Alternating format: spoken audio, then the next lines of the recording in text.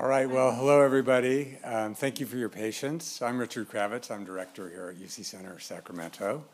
And it's a pleasure to welcome you to our speaker series. This is, of course, a special event happening on a Tuesday as opposed to our usual Wednesday series. And we're really pleased to continue exploring solutions to California's housing problems and dilemmas. And we're especially pleased to have Professor A.J. Gardy on hand to do that. We'll talk a bit about him in a moment. This talk is co-sponsored with the Center for California Real Estate, which is an affiliate, as many of you know, of the California Association of Realtors. We're very grateful for the support of the association and are really delighted that so many of its members could be with us today, both in person and on Zoom. And in addition, I'm especially delighted to welcome a special guest. Jennifer Branchini is a realtor based in Pleasanton. She served on the California Association of Realtors Board of Directors since 2010 and was the CAR treasurer in 2020 and 2021. She's served on the National Association of Realtors Board of Directors and has held many other leadership positions. And perhaps most importantly of all, she has a daughter who's soon to graduate from UC Berkeley. So congratulations on that. So it's a really great pleasure to welcome you, Ms. Branchini.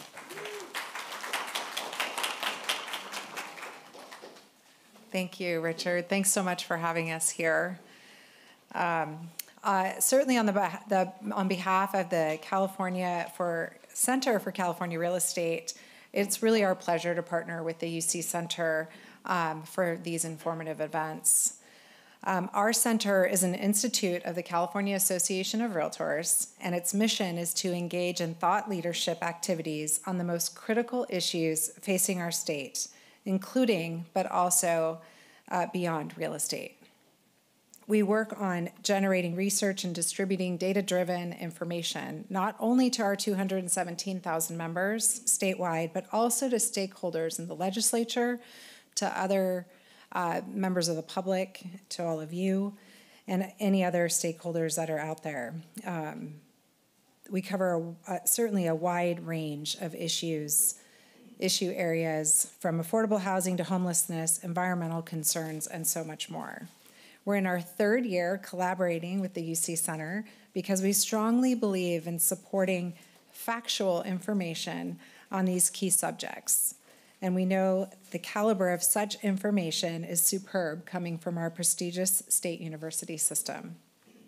As such, today's presentation by Professor Gardy on how multifamily housing and higher density development can lead to greater housing equity is really, really critical for all of us to hear.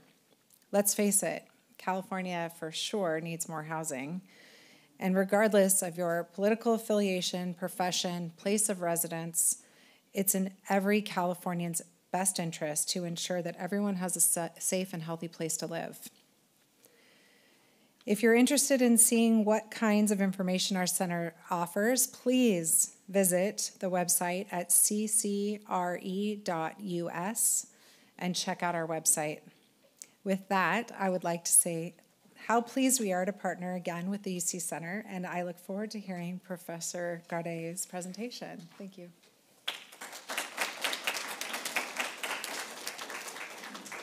Thanks so much. And now just a few words about our speaker today. So A.J. Gardy is Associate Professor of Urban Planning and Public Policy at UC Irvine. His work is focused on planning and urban design, especially social problems related to the physical environment. So essentially, he's interested in the question, how can we design and build the environment around us to support human flourishing? And in case that question's too ethereal, he's also studied the future of urbanism, the effect of cities competing against each other for tax revenue, the barriers to affordable housing, the use of zoning codes, and how LEED projects, like this building, contribute to sustainable design and development. He has an undergraduate degree in architecture and a PhD in urban planning from USC. And his work has been supported by the Haynes Foundation, by Caltrans, and by the U.S. Department of Housing and Urban Development. Today, he'll talk on, as you've heard, on housing affordability crisis and inequities of land use change in Southern California. It's a great pleasure to have you with us, Professor Garde. Thank you, Dr.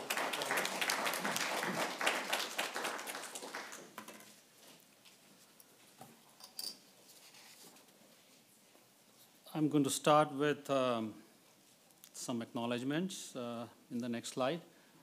Thanks to Dr. Kravitz, Cindy Simons, and Brooke Miller-Jacobs, and also thanks to the California Association of Realtors and Center for California Real Estate. The title of my talk is Housing Affordability Crises and Inequities of Land Use Change in Southern California. In short, this is the outline of my talk. I will start with my research question and give you some background, and then provide the details of my method and analysis, go over the findings next, and then conclude with policy implications. In addition, I have some slides on California's evolving regulatory landscape. We will talk about that very briefly. So here is the question in my mind that I have examined in this project and a couple of papers. How have cities addressed the housing affordability crises? And how have they changed their land use policies to address the housing affordability crises? In this particular project, we focus on 5 urban counties in Southern California. And these are Los Angeles, Orange, Riverside, San Bernardino, and Ventura counties. Imperial County is also part of Southern California region. However, it is a rural county, and so we did not examine the housing issues in the rural county in this study. In short, what we have done is we focused on land use profiles, meaning entire set of land use policies in these 5 counties, and we also looked at the change in land use profiles of these cities, 180 cities in Southern California, between 2008 and 2016. And we did this to discuss the policy implications for addressing the housing affordability crisis more equitably. A little bit of background about housing issues. Housing affordability crisis is not limited to California or Southern California. We have this problem across the nation. And here are some, this map shows you the new home price and percentages of household who can afford it. 33% of households in California can afford a new home price. And this gives you an idea about the problem that we are facing across the nation. We also know that not every city in all regions have the same problem. There are differences. Mostly in cities which are jobs rich and metropolitan areas which are jobs rich and fast growing metropolitan regions, they are facing a severe affordable housing crisis and housing affordability crisis. National leaders, state leaders, researchers, professional and community interest groups have argued that cities and local governments need to change their land use regulations that restrict housing and contribute to this housing affordability crisis that we are going to talk about. Calls for zoning reform have come from researchers across all political persuasions. So it's not just left versus right. People from all political persuasions have talked about it. Very briefly, in 2016, Obama administration, and 2019, Trump administration talked about removing regulatory barrier that's hinder housing development. However, President Trump in 2020 suggested that, he basically called for zoning reform, but 2020 he suggested that we need to protect the suburban neighborhoods from higher density housing. So kind of a change in that. This is these figures are from New York Times. There was an article in 2019 published in New York Times that showed the percent of land zoned for single family across selected cities as compared to other housing. So the pinkish color here shows the amount of an area of single family land zoned for single family housing.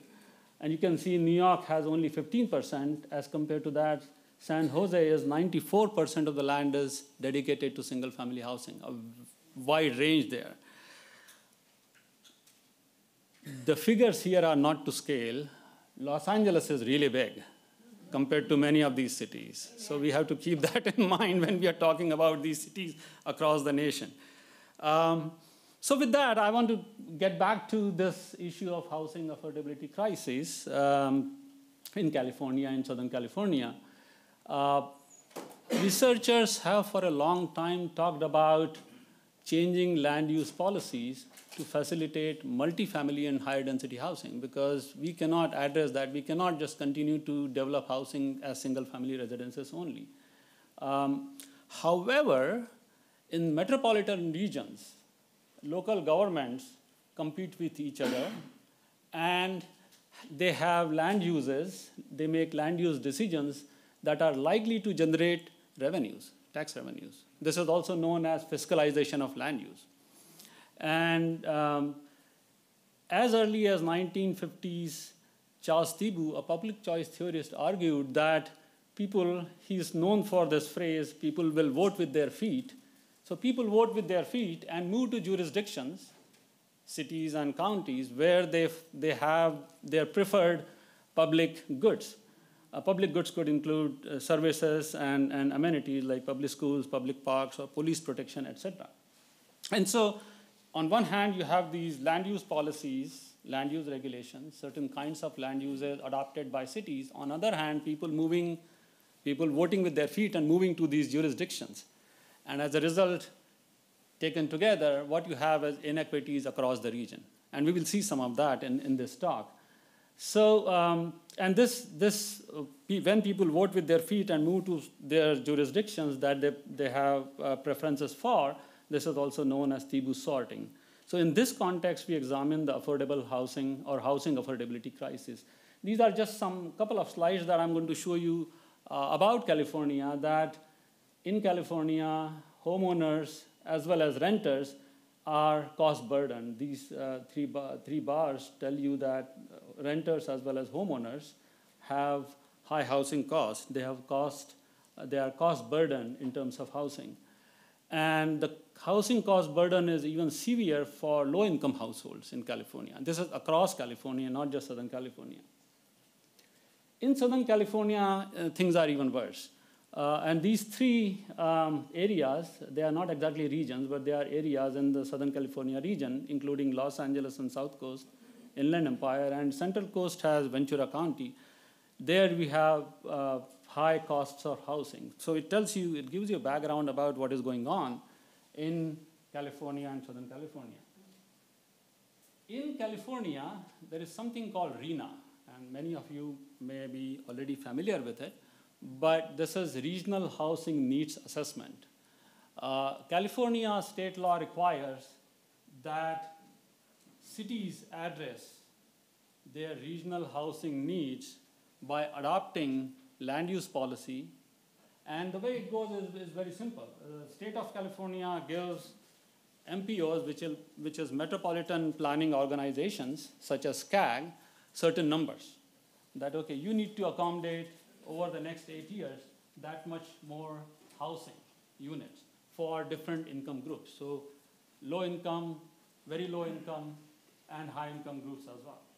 And the MPOs like SCAG, Southern California Association of Governments, they distribute these numbers to cities and basically cities and counties, local governments, saying that you need to plan to accommodate that much new housing over the next 8 years. This slide shows you only 97% of cities and counties have been issuing permits. So let's say a city of Irvine has certain numbers for each income group. let's say the numbers for moderate or above moderate income housing, which is market rate housing, is 500. And the numbers for low and very low income housing is also 500. If you look at the data, which I'm not presenting here, you will see that there are many more, much higher percentage of housing permits given for moderate and above moderate, and very low for low and very low income housing. So this is even worse for low and very low income housing. That's why housing is not getting built. And that is something that we also examine. And here are some percentages in the Southern California region.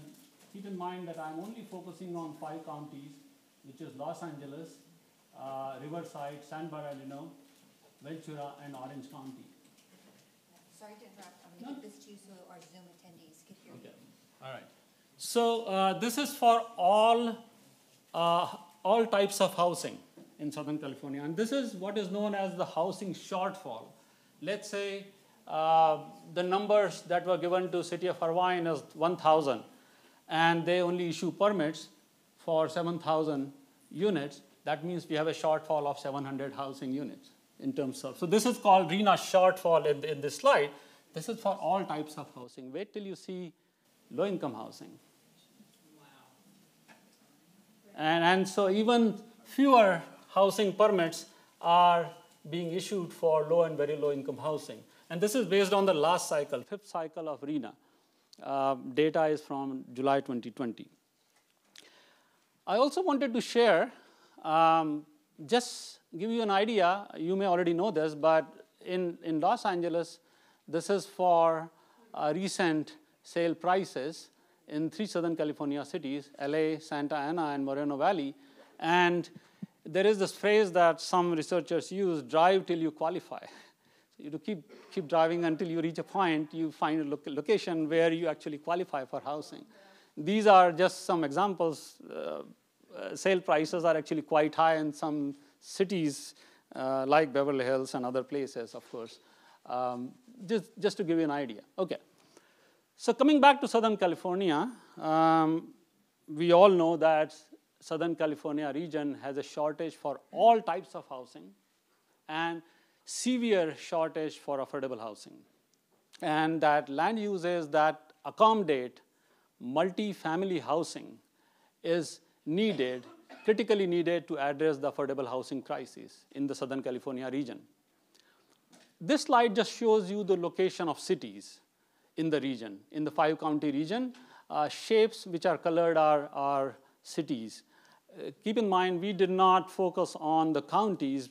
We focused only on 180 incorporated cities within Southern California region. All right.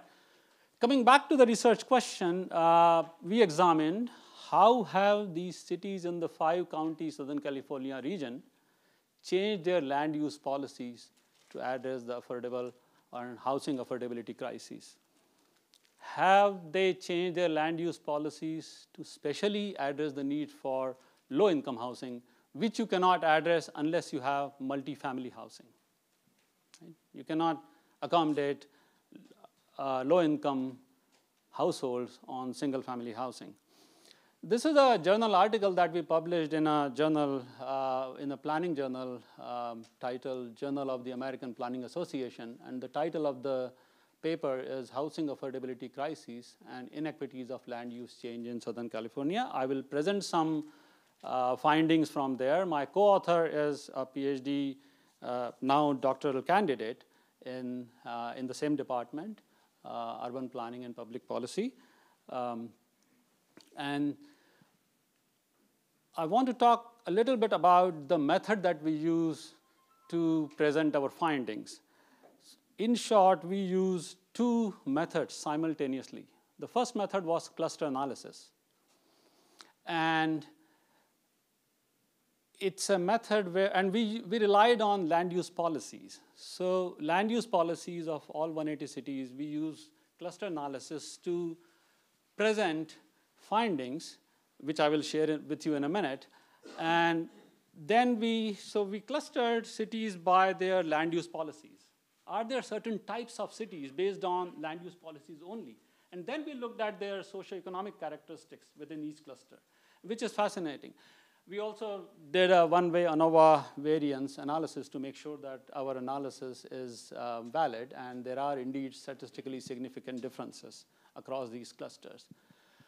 Then we also examined the land use change by cities from 2008 to 2016.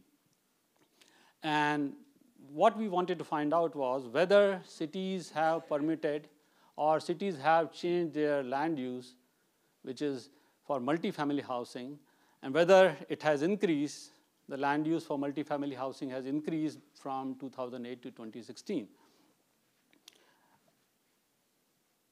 So very briefly, what we looked at in terms of cluster analysis is land use portfolios of cities.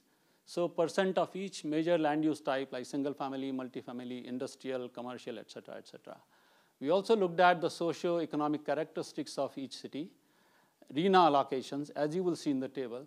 And then we used this method called K-Medoids cluster analysis, and then conducted ANOVA. Here are the findings from the cluster analysis. What we have done is we have clustered cities by their land uses. So there are 8 clusters that we identified, including what we call exclusive cities cluster. And you can see these exclusive cities and their locations here. And then based on their land use types, we call them either mixed cities or low density single family cities or green cities, et cetera, high density multifamily cities, et cetera. And what we found was that the cluster in which these cities are also reflects the socioeconomic characteristics. Notice here that this is the exclusive cities cluster, and they have a very high percent of single family residential area. So 89% of the land in exclusive cities cluster is zoned for single family residences. As compared to high density multifamily cities, only 20%, a little over 20% is zoned for single family as compared to multifamily, which is much higher, 35.9%. We identified 2 clusters which are not predominantly residential. We call them military cities and industrial cities because their focus is on, in industrial cities, higher proportion of land is dedicated for industries, and military cities, they have military installations and land zoned for military purposes. And so these kind of clusters and their socioeconomic characteristics, which I'll show you in the next slide, explains the correlation between the city land use type and socioeconomic types. And they are correlated. Our analysis of variance informs us that there are statistically significant differences across these clusters in these variables. Exclusive cities, median household income in terms of dollars is 131,000 plus. You have high density multifamily cities, you have 59,000. Exclusive cities meaning there a very high percentage of land is zoned for single family. They are exclusive because there is actually in some cities there is no multifamily residential zone. So this is all. So all the clustering was based on land uses only, right? So all this is based on. Let me go back to the slide. So look at their. So they're exclusive in the sense that they do not permit any multifamily housing, or the ratio of multifamily zoned land is very, very small there, very tiny. And in fact, if you look at the densities and other characteristics, it will tell you a lot. So population density here in exclusive cities is 2.83. Population density in high density multifamily cities is 20.61. That's like 10 times the densities. So all these variables are related. Land uses, starting with land uses, net housing density, median population size, et cetera, et cetera. And we also looked at their RENA numbers. These are given below. I'm not going to go into the details. These are some general characteristics summarized here of these clusters. Exclusive cities have the largest share of single family residential, smallest share of multifamily residential, They also have over 50% of non-Hispanic white population and 20.5% Asian population. Typical cities in this cluster is Rolling Hills and San Marino. I'm going to switch to the next slide and show here, as compared to that, high-density multifamily cities, these are the densest in the region. They have a much higher ratio of multifamily residential zones. Typical cities are Santa Monica and Gardena. This slide I was going to show and discuss if we had more time, but it's there, and I'm going to skip it because I need to finish on time.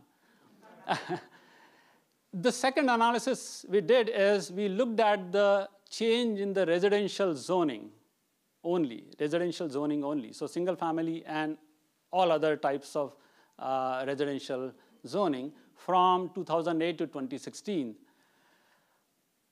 Don't look at that. Very simply put, we looked at, this is just to explain what we did is we considered two types of variables. We call it weakening of cities' land use profile, weakening or strengthening, and we call it exclusiveness.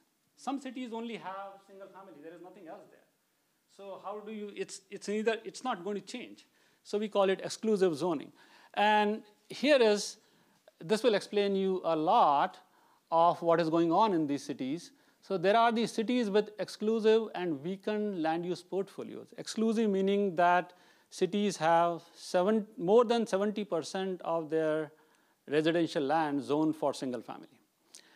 And weakened meaning that they actually, initially in 2008, they had more than 70% residential land zoned for single family, and they reduced the amount of land for multifamily by 2008. So they did not increase. Ideally, we would have liked to see that multifamily housing share would have gone up, but it has actually weakened.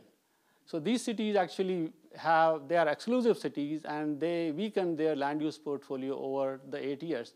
And these are the cities which have actually, they were inclusive, meaning they had single family residential land less than 70%, and they actually increased their share of multifamily housing over time. So this is, I mean, if you had to go from worst to best, this is the worst, this is the best. That is what is happening. Also, these are maps that only show the areas, the land uses that were changed. So this is a map of city of Santa Monica, and it's showing you that the areas, the land zone for commercial were changed from commercial to mixed residential and commercial. And that's happening because there is only limited land available for development. Very limited vacant land that is developable and available for development. And so they are converting their commercial into mixed use to accommodate residential and to satisfy or comply with their RHNA requirements, because they have to accommodate more housing. And this is what is happening. This is Santa Monica. Other places also This is city of Artesia. Same story here, right? What do you do here? This is city of Rolling Hills. There are several cities in the region where all you have is single family zoning and maybe a school there and some parks there. Some of that is on a slope. There are some certain areas are on a slope, so you have to protect those areas, but it's all single family, and we consider anything other than single family as multifamily. Duplexes, triplexes, everything else. So if the lot or the zone permits only one housing unit on the lot, then it's considered single family. Whether it's attached or detached, all considered. But we are not talking about ADUs. So this is a very affluent city, by the way. I mean, if you Google it, you will know that. And there are golf courses and stuff around there. So here are some, I'm wrapping up here. Here are some, repeat the research question. We looked at the land use portfolio of cities and whether those land use portfolios have changed to address the affordable housing crisis or housing affordability crisis. And we argue that there is this inequitable distribution of multifamily housing across the region. Some cities had 0% land dedicated to multifamily housing, and obviously not much changed. Some cities had little bit of land dedicated to multifamily housing, and they increased it. Other cities decreased it. Some cities actually reduced their share of multifamily housing over time. And so what we are arguing here is that we looked at what we call the portfolio of cities in 2008 and 2016.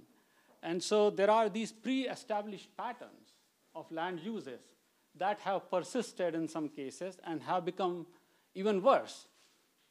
Right? They have even become worse over time. Persisted meaning there was either no change, or in some cases there was some change and cities permitted more multifamily housing over time between 2008 and 2016.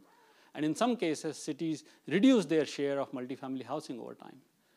So, and this is captured in the what we call exclusiveness score and weakening score of cities. Exclusive meaning more than 70% of land is zoned for single family, and weakening meaning the city actually reduced the share of multifamily housing over time. And so we are arguing not only existing patterns of land uses, existing profiles of cities in terms of their land uses is inequitable, but over time the change is also inequitable across the region. And so our conclusion was that cities in metropolitan regions should be required to equitably address the region's housing affordability crisis. And the equitably word is quite important here because RHNA, the way the state assigns RHNA to the region, and then the local governments are getting these RHNA numbers from metropolitan planning organizations such as CAG. Some cities are getting higher numbers of RHNA, meaning if I'll just give you an example of West Hollywood, city of West Hollywood. They already have much higher share of multifamily housing, and they are required to accommodate even more, more housing, which will be multifamily housing over time, as compared to some other cities which already have very small share that they need to address in terms of RHNA, and not much has changed. There was something called Beverly Hills loophole. They have fixed it, and let me explain what that means. So Beverly Hills, the city of Beverly Hills was required to have only 3 housing units over the period of 8 years. What? That's just the way RHNA is calculated, right? That's just the way they came up with the RHNA method was developed. So they closed it during this most recent version of RHNA, which is a 6th cycle RHNA version. The point is that RHNA also contributes to exaggerate these inequities across cities, right? Inequalities and inequities go together because we saw in the cluster analysis that cities which are exclusive cities also have certain high-income population, certain race and ethnicities as compared to other cities. It's all together. And so we are saying our conclusion and policy recommendations suggest that cities in metropolitan regions should be required to equitably address the region's housing affordability crises.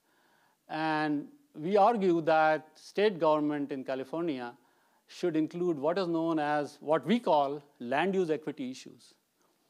Don't tell a city which already has 35% of multifamily housing, add more multifamily housing while these other cities have no multifamily housing, 0 or 1% or around there, and they are getting fewer numbers. So we have to address this problem equitably across the region, across all these cities in Southern California.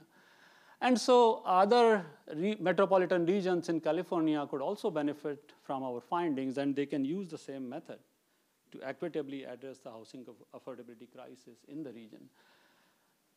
We also, and this part is not in the paper, but this is something that I'm looking at more and more, that in some ways, cities provide public goods based on the property taxes and other tax revenues that they get. And that also contributes to some, that basically is, that leads to fiscal disparities across cities. So RHNA method is, or used to be calculated only on the expected population growth. State just gives numbers to the metropolitan planning organizations such as CAG, says, okay, you need to accommodate 1.3 million more households in this area and that many more housing units and across these income groups. So that would be county? That would be for the region, metropolitan region. In this case, it would be 5 county, Southern California, and also the Imperial County. The region includes Imperial County. So it is given for the region. There are, I believe, there are more than one regions in California. And then the metropolitan planning organizations like SCAG, and there are several, SANDAG, et cetera, they distribute the numbers to the cities and counties, saying, okay, you need to accommodate this many. And it used to be based on the population forecast, population growth, that this city needs to accommodate that many more. This city needs to accommodate that many more households by income groups. They have, the SCAG, which is an MPO, has changed their methodology to include more social variables. They also, these days, have considered job proximity, are there jobs within this region, et cetera. But we are arguing in this paper that they need to include land use inequities. Rolling Hills, for example, or San Marino, for that matter, there are no jobs nearby. They will never have their numbers increased. They will never have their multifamily share increased unless you consider land use equity as an important consideration. Thank you.